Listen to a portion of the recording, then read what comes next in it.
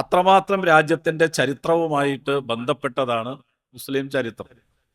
India എന്ന് പറയുന്ന ഈ രാഷ്ട്രം, നമ്മളിപ്പോൾ രാഷ്ട്രമൂല്യങ്ങളെ കുറിച്ചൊക്കെ പറയും. ആ മൂല്യങ്ങൾ വലിയ ഭീഷണിയിലാണ് എന്നാണ് പറയുന്നത്. പ്രത്യേകിച്ച് ജനാധിപത്യം, മതേതരത്വം, സോഷ്യലിസം, സെക്കുലറിസം പോലെയുള്ള ആശയങ്ങളൊക്കെ തന്നെ മുമ്പ് ഒരു കാലത്തും ഇല്ലാത്ത വിധത്തിൽ വെല്ലുവിളി നേരിടുകയാണെന്ന് പറയും. അപ്പൊ ആധുനിക രാഷ്ട്രം എന്ന നിലയിൽ നമ്മുടെ രാജ്യത്തെ നിലനിർത്തുന്ന കുറെ രാഷ്ട്രമൂല്യങ്ങളുണ്ട്.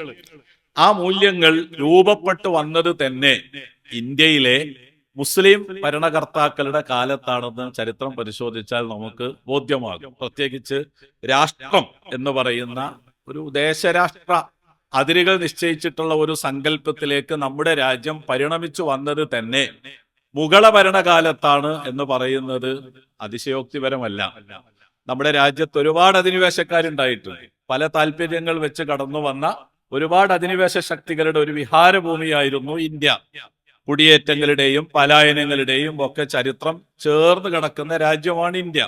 അപ്പോൾ മുഗള രാജവംശത്തിന്റെ വരവോടുകൂടിയാണ് നമ്മുടെ രാജ്യത്തിനൊരു ദേശരാഷ്ട്ര സങ്കല്പം തന്നെ രൂപപ്പെട്ടു വരുന്നത്. അവരാണ് ശരിക്കും യഥാർത്ഥത്തിൽ ഹിന്ദുസ്ഥാൻ എന്നീ രാജ്യത്തെ വിളിച്ചത്. ദ ലാൻഡ് ഓഫ് ഹിന്ദുസ് എന്നാണ്. ഹിന്ദു എന്നത് ഒരു പേർഷ്യൻ പദമാണ്. മുഗളന്മാർ ഇത് ഇന്ത്യയിലെ മുസ്ലിമേതര ജനവിഭാഗങ്ങളെ വിളിക്കാൻ വേണ്ടി ഉപയോഗിച്ച ഒരു പേർഷ്യൻ പദമാണ്. ഹിന്ദു എന്ന പദം ഇപ്പൊ ഇന്ത്യയില് ഇപ്പൊ നമുക്കറിയാവുന്നതാണ്. സംസ്കൃത ഭാഷയെ ഗ്ലോറിഫൈ ചെയ്യുന്നതിന് വേണ്ടിയിട്ടുള്ള വലിയ പരിശ്രമം നടക്കുകയാണ്. 2020 ഇന്ത്യ പുറത്തിറക്കിയിട്ടുള്ള ദേശീയ വിദ്യാഭ്യാസ നയത്തിൽ സംസ്കൃതത്തെ എങ്ങനെയൊക്കെ ഇന്ത്യയിൽ തിരികെ കൊണ്ടുവരാം, എല്ലാ ജ്ഞാനശാഖകളും പഠിപ്പിക്കാൻ സംസ്കൃതത്തെ മാധ്യമമാക്കിക്കൊണ്ടുള്ള പരിശ്രമങ്ങൾ പ്രോത്സാഹിപ്പിക്കപ്പെടണം പോലെയുള്ള ആശയങ്ങൾ ഇന്ത്യയുടെ വിദ്യാഭ്യാസ നയത്തിൽ പുറത്തു വന്നിരിക്കുകയാണ്. അപ്പോൾ സംസ്കൃതത്തിൽ ഒരിക്കലും തപ്പിത്തെരഞ്ഞു നോക്കിയാൽ നമുക്ക് ഹിന്ദു എന്ന പദം കാണാൻ കഴിയില്ല. ഇതൊരു പേർഷ്യൻ പദമാണ്. അപ്പൊ ഇന്ത്യയിലെ നോൺ മുസ്ലിംസ് ആയിട്ട് ഇന്ത്യയിലെ മുസ്ലിമേതര സമൂഹത്തെ മുഴുവൻ അഡ്രസ് ചെയ്യാൻ വേണ്ടി അവരുപയോഗിച്ച പദമാണ് യഥാർത്ഥത്തിൽ ഈ ഹിന്ദു എന്ന് പറയുന്നത്. അപ്പോ യഥാർത്ഥത്തിൽ ആ ഒരു പ്രയോഗം തന്നെ ഇന്ത്യയുടെ ഒരു ഏകീകരണത്തിൽ ഒരു കാലത്തും ഇന്ത്യയിലെ മുഗളന്മാരുൾപ്പെടെയുള്ള മുസ്ലിം ഭരണകർത്താക്കൾ ഏകദേശം 1000 കൊല്ലം മുസ്ലിം നാമധാരികളായിട്ടുള്ള ആളുകൾ നമ്മുടെ രാജ്യം ഭരിച്ചിട്ടുണ്ട്. ഈ കാലത്ത് ഒരിക്കലും ബ്രിട്ടീഷുകാർ ചെയ്തതുപോലെയുള്ള കൊളോണിയൽ താല്പര്യങ്ങൾ ഇവിടെ ഉണ്ടായിട്ടില്ല. ചൂഷണം ഉണ്ടായിട്ടില്ല. ക്രൈസ്തവരുടെ ഭൂമി കൊള്ളപ്പലിശ കടമെടുത്ത് അവരെ ചൂഷണം ചെയ്യുന്ന ഏർപ്പാടുണ്ടായിട്ടില്ല. നമ്മുടെ രാജ്യത്തെ ഉൽപ്പന്നങ്ങൾ ബ്രിട്ടൻ ചെയ്തതുപോലെ ഇവിടെ ചെറിയ വിലക്ക് വാങ്ങാൻ കിട്ടുന്ന സാധനങ്ങൾ വലിയ തോതിൽ ഇറക്കുമതി ചെയ്ത് അവരുടെ ഖജനാവ് ശക്തിപ്പെടുത്തുക എന്ന നയം ഒരു കാലത്തും മുസ്ലിം ഭരണകർത്താക്കളോട് സ്വീകരിച്ചിട്ടില്ല. ചൂഷണം ഒരു കാലത്തും ഉണ്ടായിട്ടില്ല. ഡിസ്ക്രിമിനേഷൻ ഉണ്ടായിട്ടില്ല. വിവേചനം ഉണ്ടായിട്ടില്ല. അവര് എല്ലാ ഇന്ത്യക്കാരെയും ഒരുപോലെ കാണാനാണ് പരിശ്രമിച്ചത്. മുസ്ലിങ്ങൾക്ക് ഒരു പ്രത്യേക പ്രിവിലേജ് മുസ്ലിം ഭരണകാലത്ത് ഇന്ത്യയിൽ കിട്ടിയെന്ന് സമർത്ഥിക്കാൻ ആർക്കും സാധിക്കില്ല. അപ്പോൾ അങ്ങനെയുള്ള ഒരു ഭരണകാലത്താണ് യഥാർത്ഥത്തിൽ ഇന്ത്യയുടെ ഈ നമ്മൾ പറയുന്ന ദേശീയത്വം, നാഷണലിസം എന്ന് പറയുന്ന ആശയം, അതേപോലെ തന്നെ ഇന്ത്യയുടെ ഒരു യൂണിഫിക്കേഷൻ, ഐക്യം എന്ന് പറയുന്ന ആശയങ്ങളൊക്കെ തന്നെ രൂപപ്പെട്ടു വന്നത് ആ കാലത്താണ് എന്ന് പറയുന്നത് ഒരു മുസ്ലിം പക്ഷ വായന മാത്രമല്ല മുസ്ലിം ഭരണാധികാരികളുടെ വരവിന് മുമ്പ് സമ്പന്നമായിട്ടുള്ള ഇന്ത്യയുടെ ചരിത്രത്തെ റെക്കോർഡ് ചെയ്യുന്നതിന് വേണ്ടിയിട്ടുള്ള വ്യവസ്ഥാപിതമായ സംവിധാനം ഉണ്ടായിട്ടില്ല. ഇപ്പോ 12,000 കൊല്ലത്തെ ഇന്ത്യയുടെ ചരിത്രം നിങ്ങൾ ഉണ്ടാക്കണമെന്ന് അസൈൻമെന്റ് കൊടുത്തിരിക്കുകയാണ് സംഘ് പരിവാർ ചരിത്രകാരന്മാർക്ക്. യഥാർത്ഥത്തിൽ നമ്മൾ സ്കൂളിലും കോളേജിലൊക്കെ പഠിച്ചത് ഹാരപ്പയുടെ, മോഹൻജദാരോവിന്റെ, സിന്ധു നദീതട സംസ്കാരത്തെ കുറിച്ചൊക്കെയാണ്. അതിങ്ങനെ പിന്തിരിഞ്ഞു പോയാൽ പരമാവധി 5000 കൊല്ലത്തേക്ക് എത്തുള്ളൂ. അത്രേ ഉള്ളൂ ഇന്ത്യയുടെ ചരിത്രം. പക്ഷെ നിങ്ങളൊരു 12,000 കൊല്ലത്തെ ചരിത്രം ഫാബ്രിക്കേറ്റ് ചെയ്ത് ഉണ്ടാക്കണം എന്നാണ് 10-18 ചരിത്ര പണ്ഡിതന്മാർക്ക് സംഘ് പരിവാർ നൽകിയിട്ടുള്ള അസൈൻമെന്റ്. അവരാ പണിയിട്ട് നടക്കുകയാണ്. അപ്പൊ ഒരു പക്ഷേ ഭാവിയിൽ വരുന്ന നമ്മുടെ കുട്ടികൾ, മക്കൾ, ഭാവി തലമുറയൊക്കെ പഠിക്കുന്നത് ഇത്തരത്തിൽ റഫറൻസ് ആയിട്ട് അവർ സ്വീകരിക്കുന്നത് ഈ ചരിത്രകാരന്മാരുടെ പുസ്തകങ്ങളായിരിക്കാനാണ് സാധ്യത. 1921 മലബാർ കലാപത്തിലെ രക്തസാക്ഷികളെ സ്വാതന്ത്ര്യ സമര സേനാനികളായിട്ട് പരിഗണിക്കാൻ പാടില്ല എന്ന് ഇന്ത്യയുടെ ഔദ്യോഗിക ചരിത്ര ഗവേഷണ കൗൺസിൽ ICHR കൺക്ലൂഡ് ചെയ്ത് തീരുമാനമെടുത്തു കഴിഞ്ഞു.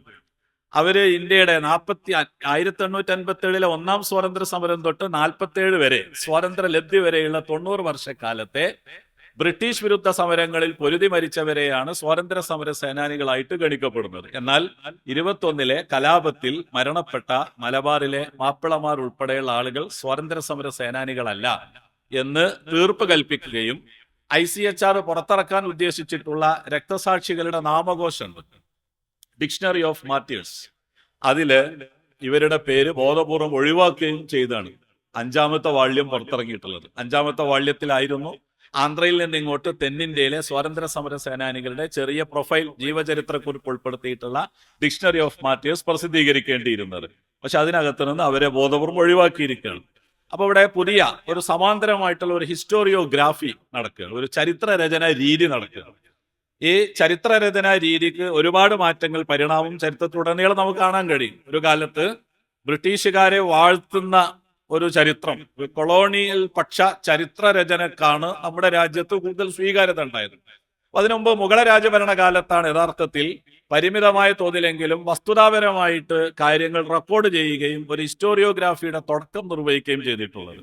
അപ്പൊ ഇതെല്ലാം നമ്മുടെ ഒരു പൊളിറ്റിക്കൽ മൂവ്മെന്റിന്റെ തന്നെ ഭാഗമായിട്ട് നമുക്ക് കാണാൻ സാധിക്കുന്നതാണ്, ഒരു ഹിസ്റ്റോറിയോഗ്രാഫിയുടെ തുടക്കം. ഇന്ത്യ എന്ന് പറയുന്നത് നമുക്കറിയാവുന്നതാണ്, ലോകത്തെ ഏറ്റവും വലിയ ഒരു പ്ലൂറൽ സൊസൈറ്റിയാണ്. എത്നിക് മ്യൂസിയം എന്നാണ് പണ്ഡിതന്മാർ ഇന്ത്യ വിളിച്ചിട്ടുള്ളത്. ഇതൊരു വംശവൈവിധ്യമുള്ള ഒരു മ്യൂസിയമാണ് ഇന്ത്യ, എത്നിക് മ്യൂസിയമാണ്.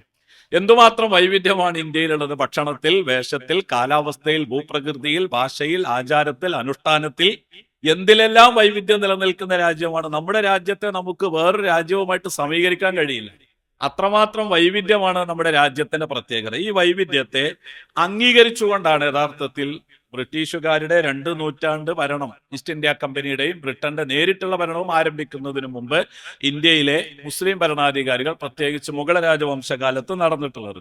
ഞാൻ നേരത്തെ സൂചിപ്പിച്ച 1000 കൊല്ലത്തോളം മുസ്ലിങ്ങൾ ഇന്ത്യയിൽ ഭരണം നിർവഹിച്ചിട്ടുണ്ടെന്നാണ് പറയുന്നത്. ഈ കാലത്തുടനീളം സാമൂഹ്യ നീതിക്കും സമത്വത്തിനും വിവേചനത്തിനെതിരായിട്ടുമുള്ള നിലപാടാണ് സ്വീകരിച്ചിട്ടുള്ളത്. അവരൊരു മുസ്ലിം രാഷ്ട്രം, ഇന്ത്യയെ ഒരു മുസ്ലിം രാഷ്ട്രം, ഒരു ഇസ്ലാമിക രാഷ്ട്രമാക്കണമെങ്കിൽ അനായാസന അവർക്ക് സാധിക്കുമായിരുന്നു. പക്ഷെ അവർ അജണ്ടയിൽ അത് ഉണ്ടായിട്ടേ ഇല്ല. അവരുടെ ഭരണാധികാരികളായിട്ടുള്ള ആളുകളുടെ തന്ത്രപ്രധാനമായ തസ്തികളിലൊക്കെ ഇന്ത്യയിലെ എലൈറ്റ് ക്ലാസ് ഹിന്ദു സമുദായത്തിൽപ്പെട്ട ആളുകളെയാണ് നിയമിച്ചിട്ടുള്ളത്. ഭരണകൂടത്തിന്റെ എല്ലാ കീ പോസ്റ്റുകളിലും ഹൈ ക്ലാസ് ഹിന്ദു സമൂഹത്തിലെ ആളുകളെയാണ് വെച്ചത്. ഞാൻ ഓരോ പേരുകൾ എണ്ണി പറയാൻ ഈ സമയം അനുവദിക്കാത്തത് കൊണ്ട് വിശദമായിട്ടാണ് പോകുന്നില്ല.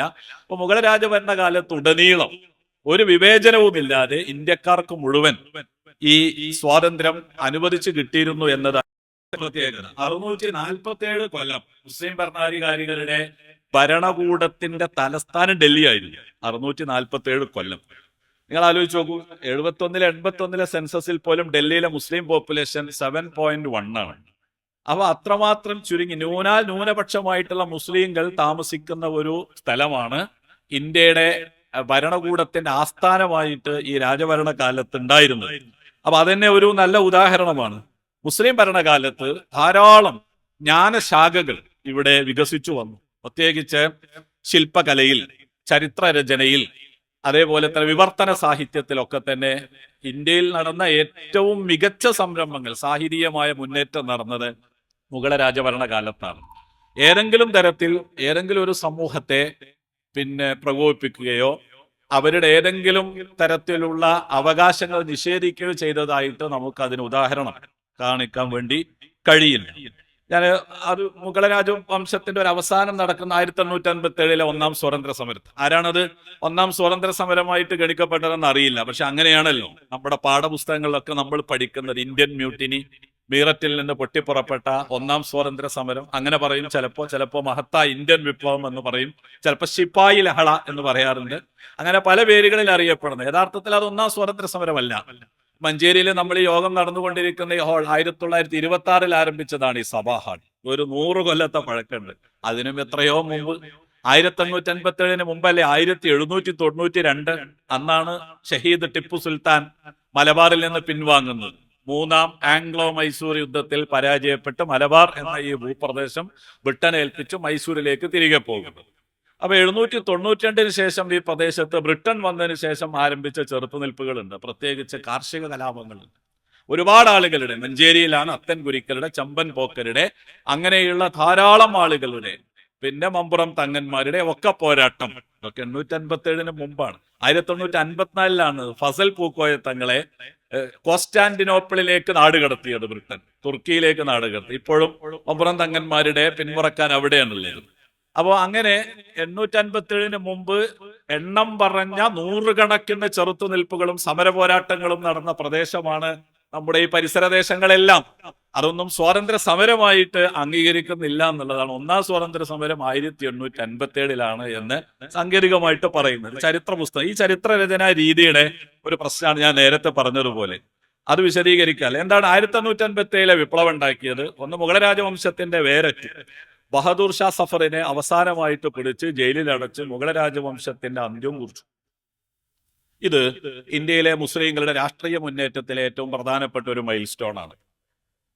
അങ്ങേ അറ്റം പരാജയമാണ് ഈ വിപ്ലവാനന്തരം മുസ്ലിങ്ങൾക്ക് ഉണ്ടായത്. മുസ്ലിങ്ങൾ ബ്രിട്ടനോട് പൊരുതുക എന്നത് മുസ്ലിങ്ങളുടെ ഒരു മതവിശ്വാസത്തിന്റെയും അവരുടെ ദൗത്യത്തിന്റെയും ഭാഗമായിട്ടാണ് ഏറ്റെടുത്തത്. മുസ്ലിങ്ങൾ മാത്രമല്ല, 1757 ബ്രിട്ടൻ ഇന്ത്യയിൽ പിടിമുറുക്കുന്നത്. പ്ലാസി യുദ്ധം നമുക്കറിയാം, കൽക്കത്തയിൽ.